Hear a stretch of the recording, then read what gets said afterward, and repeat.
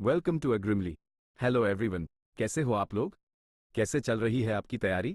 किसी ने बहुत खूब कहा है कि शिक्षा सबसे सशक्त हथियार है जिससे आप दुनिया को बदल सकते हैं।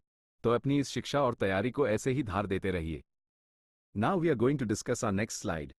Multiple herbicide resistance. ये बात ध्यान से समझो। मल्टीपल हर्बिसाइड रेजिस्टेंस एक बहुत ही गंभीर समस्या बनती जा रही है। इसका मतलब है किसी वीड बायोटाइप यानी खरपतवार की वह क्षमता जिससे वह अलग अलग केमिकल फैमिलीज के हर्बिसाइड्स को सर्वाइव कर लेता है। यानी अगर आप उस पर ऐसे रसायनों का छिड़काव करते हैं जिनके मोड्स ऑफ एक्शन बिल्कुल अलग हैं, फिर भी वो नहीं मरता।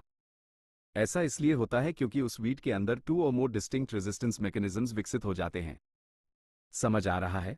मतलब एक दवाई काम नहीं की तो आपने दूसरी डाली जो बिल्कुल अलग तरह की है, लेकिन वो खरपतवार उससे भी बच गया।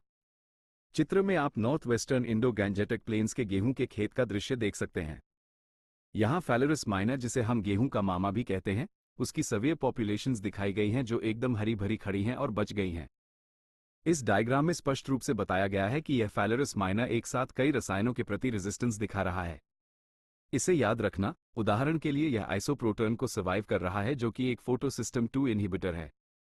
इसके साथ ही यह क्लोडिनोफॉब प्रोपाजल को भी सह ले रहा है जो एक असीटल कोएंजाइम कार्बोक्सिलेज इनहिबिटर है, और सल्फोसल्फ्यूरॉन जो कि एक असीटोलैक्टेट सिंथेज इनहिबिटर है, उसका भी इस पर कोई असर नहीं हो रहा है। ये सभी अलग अलग तरह के हर्बिसाइड्स हैं जो एक ही समय पर इस खरपतवार पर बेअसर साबित हो रहे हैं। इसे परीक्षा के हिसाब से जरूर याद रखना।